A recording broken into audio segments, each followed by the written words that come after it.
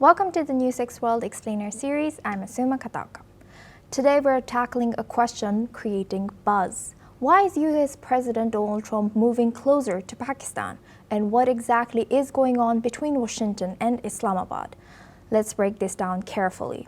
Because this is not just about one meeting, it's about a shift of US economic deals, security interests, and the US's ever-complicated relationship with India, China, and Pakistan. On Thursday, US President Donald Trump is expected to meet Pakistan's Prime Minister Shehbaz Sharif at the White House. This comes just weeks after the two countries sealed a new trade deal and months after Trump made history by hosting Pakistan's powerful army chief, Field Marshal Asim Munir. At the White House, let me repeat that Trump welcomed Pakistan's army chief, and anyone who follows South Asian politics knows that the Pakistani army has long been the powerful institution in that country, sometimes even more influential than its civilian leaders. So why does this matter? Because US-Pakistan ties had been frosty for years. Under previous administrations, Washington's priority was deepening its strategic partnership with India, both to counter China's influence in Asia and to tap into India as it is the fourth biggest economy in the world. But under President Trump, that equation is shifting. Relations with New Delhi have been tested. Trump has imposed high tariffs on Indian goods. He introduced visa hurdles for Indians seeking to work or study in America. And he even claimed that he brokered a ceasefire between India and Pakistan, a claim that India denies. But US showed their willingness to step into the region's most volatile dispute. Meanwhile, he's opened the doors to Pakistan. On Saturday, my administration helped broker a full and immediate ceasefire, I think a permanent one, between India and Pakistan, ending a dangerous conflict of two nations with lots of nuclear weapons. And they were going at it hot and heavy, and it was seemingly not going to stop. And I'm very proud to let you know that the leadership of India and Pakistan was unwavering, powerful, but unwavering in both cases, and having these.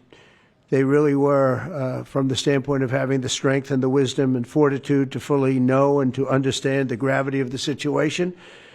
And we helped a lot. And we helped also with trade. I said, come on, we're going to do a lot of trade with you guys. Let's stop it. Let's stop it. If you stop it, we're doing trade. If you don't stop it, we're not going to do any trade. People have never really used trade the way I used it. That I can tell you. And all of a sudden they said, I think we're going to stop. And they have. And they did it for a lot of reasons, but trade is a big one. We're going to do a lot of trade with Pakistan. We're going to do a lot of trade with India. We're negotiating with India right now. We're going to be soon negotiating with Pakistan. And we stopped the nuclear conflict. I think it could have been a bad nuclear war. Millions of people could have been killed, so I'm very proud of that. Now, let us look at the trade deal factors. On July 31st, the US and Pakistan announced a trade deal. The agreement set a 19% tariff rate on certain goods, giving Pakistan a market boost into the US economy. Compare this with India, as India faces 50% of tariff by US. Despite months of negotiations, Trump has yet to reach a trade deal with New Delhi. That gap creates room for Pakistan to position itself as a new partner, even if on a much smaller scale. Now, trade is just one layer. Security is the other, and it's the huge one. Remember, Pakistan and India are a nuclear-armed state. Pakistan sits at the crossroads of South Asia, Central Asia, and the Middle East. And for decades, Washington's military strategy on the region has involved dealing with Pakistan, whether in the context of the war in Afghanistan, countering terrorism, or balancing against India and China. Trump's decision to host General Asim Munir earlier this year is a strong signal that he understands the weight the Pakistani military holds. Remember, no US president has ever hosted a Pakistani army chief in this way, without civilian officials present. This was a direct acknowledgement of who really holds the strings in Islamabad. According to U.S. officials, talks have centered on counterterrorism and economic ties. Washington wants to ensure Pakistan remains a partner against extremist groups, especially given the instability next door in Afghanistan. And let's not forget the legacy of Bagram Air Base in Afghanistan. For 2 decades, the U.S. ran its biggest regional operations from there. But here's the crucial point. Supplies, troops, and equipment for Bagram all moved through Pakistan. Karachi ports and Pakistani land routes were the lifeline that kept the U.S. presence in Afghanistan alive. Without Pakistan's cooperation, Bagram Air Base could not function the way it did. They just went through the Afghanistan total disaster for no reason whatsoever. We're going to leave Afghanistan, but we're going to leave it with strength and dignity. And we're going to keep Bagram, the big air base, one of the biggest air bases in the world. We gave it to them for nothing. We're trying to get it back, by the way. Okay, that could be a little breaking news. We're trying to get it back because they need things from us. We want that base back. But one of the reasons we want the base is, as you know, it's an hour away from where China makes its nuclear weapons. Today, even after the U.S. pulled out of Afghanistan, Washington knows it may still need access or overflight rights in the future for counterterrorism missions. That keeps Pakistan high on America's strategic priority list. According to U.S. officials, current talks have centered on counterterrorism and economic ties. Washington wants to ensure Pakistan remains a partner against extremist groups, especially given the instability next door in Afghanistan. But let's not forget the other side of the story. India. Trump's relationship with New Delhi is complicated. Officially, the U.S. calls India a good friend and a partner. And American officials still say the U.S.-India relationship will help define the 21st century. Even Trump's close ally Gore will be the new ambassador to New Delhi. But reality check is different.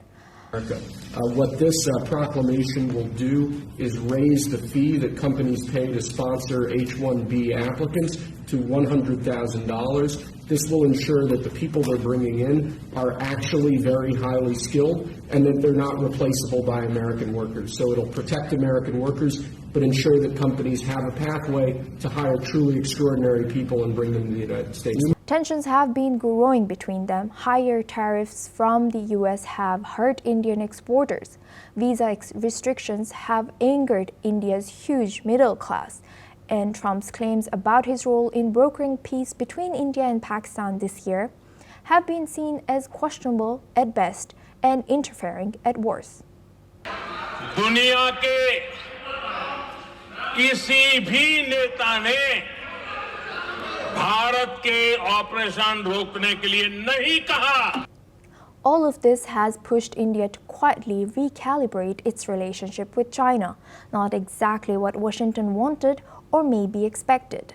हमारे special representatives के बीच border management के संबंध में सहमति बनी.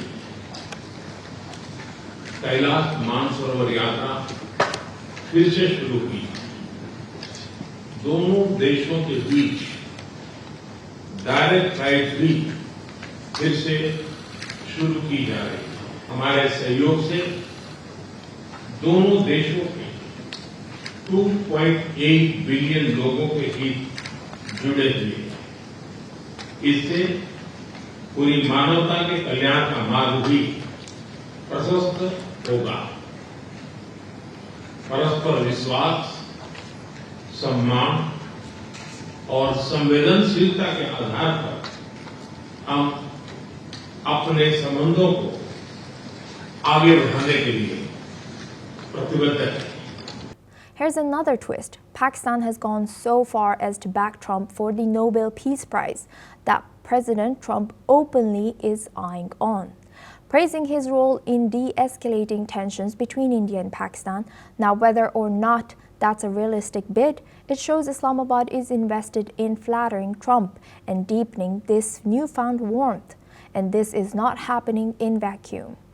Now, also adding the Israel-Palestine in this equation, just this week, Prime Minister Shehbaz Sharif was part of a meeting where Trump sat down with leaders of Muslim-majority countries to discuss Israel's assault on Gaza. Washington says it has shared peace proposals with those leaders, including Pakistan.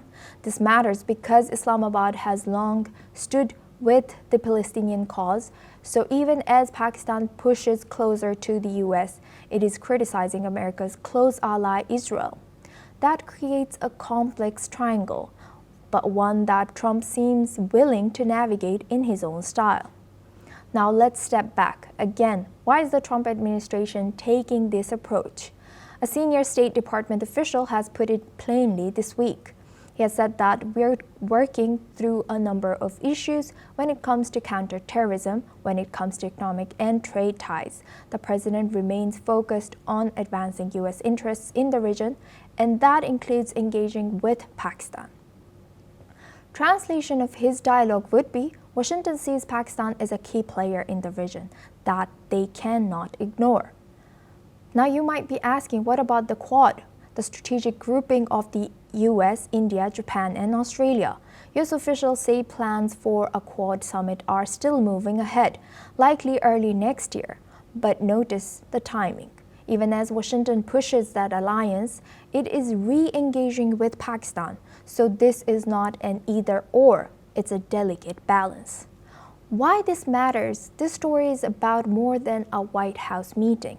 It's about the U.S. rewriting its strategy in South Asia. It's about trade deals that put Pakistan back into the picture. It's about security talks that acknowledge the Pakistani military's power. It's about the frictions with India that create space for Islamabad. And it's about Trump's willingness to shift long-standing diplomatic priorities to fit his own approach. I have a very good relationship with Prime Minister Modi. I have a very good relationship with Prime Minister Khan.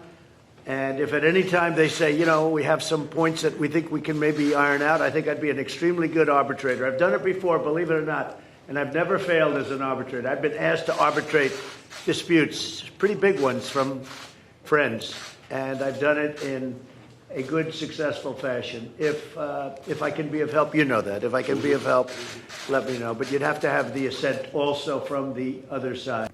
So what should we watch for next? 1. Will this meeting between Trump and Sharif produce more concrete agreements on trade, on security, or even on regional peace efforts? 2. How will India respond? Will New Delhi move closer to China or double down on its partnership with Washington? 3. Can Trump really balance his relationships with both India and Pakistan, or will he be forced to choose sides in South Asia's long-standing rivalry? The bottom line, President Trump's growing engagement with Pakistan is a major shift with far-reaching implications. It reveals how regional tensions, trade wars, and geopolitical strategy are all colliding. So when you see Trump and Prime Minister Shehbaz Sharif shaking hands at the White House, remember this is not just about diplomatic courtesy. It's about power, strategy, and the new balance taking shape in South Asia. Thank you for watching. Stay tuned with NewsX World for this evolving situation.